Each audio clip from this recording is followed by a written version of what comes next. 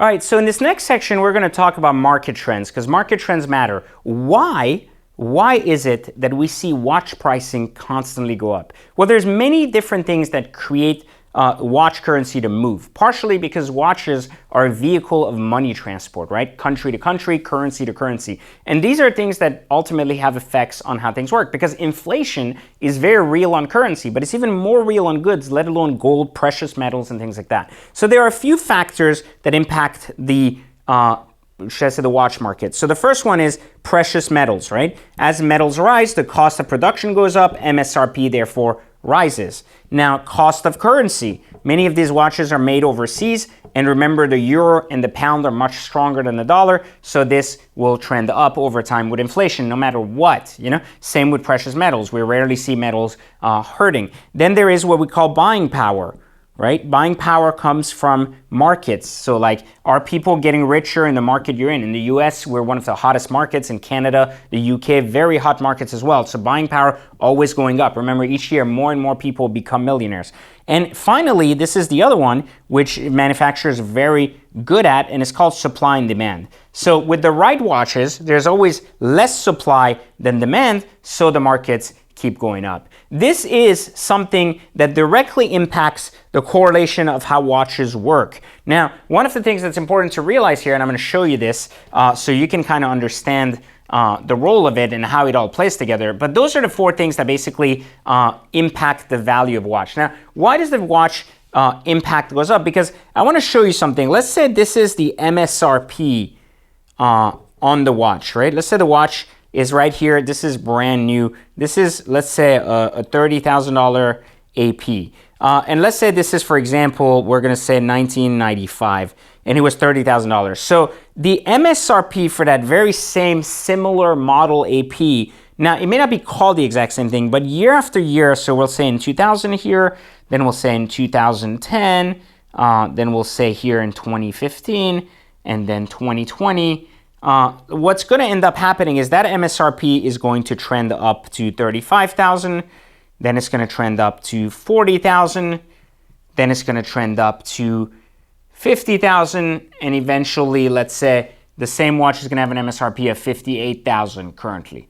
So this gives you an idea that the trend basically is trending upwards on MSRP. Why is this important?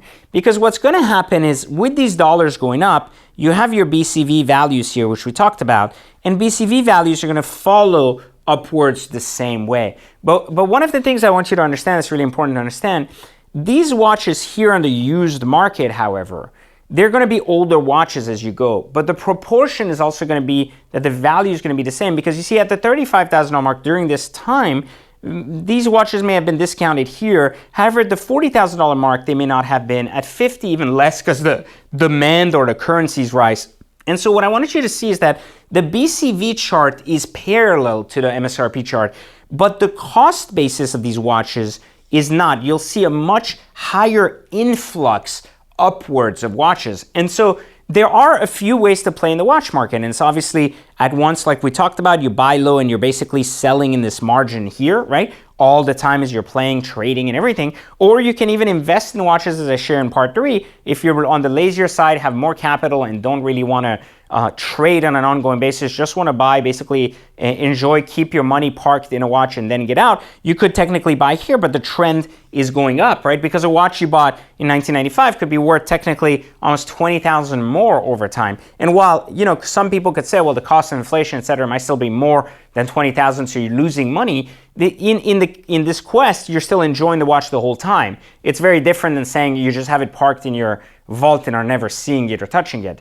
You also have to understand that it's not as volatile in the sense that the value on this, especially if you're buying at the right dollar, the BCV value, which is the bottom cash value, is very steadily going up and is still up. Because remember, we're playing in this market. We're not playing in this market. So the cost basis of the loss is not available because it doesn't exist. Basically, you're playing in this top market. I just wanted you to understand how market trends impact things, but I also want you to understand that if we look at an AP, Royal Oak, that has evolved a lot through the years, and the MSRP, because of those four things I said about, has increased. As a result, even holding the watch would kind of rise, and the demand can increase significantly because remember, this is the play here, is understanding that a lot of times in this triangle, you have the highest margins, right?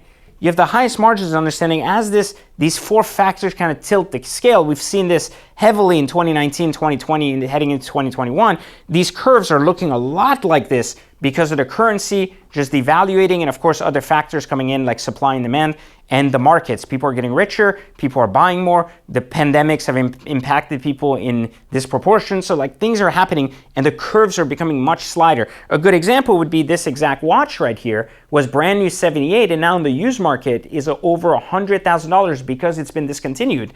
And so you're talking about a curve going past here, the MSRP, and creating a whole new market right here. So I want you to understand this concept because it's very important for me for you to understand how market trends work so you can stay focused on this and understand that there's so much safety in the way investments in watches work. And this is partially because historically for the last 30, 40 years, they've been such a vehicle for money that they are ultimately universal currency just like gold is. And that is why market trends matter.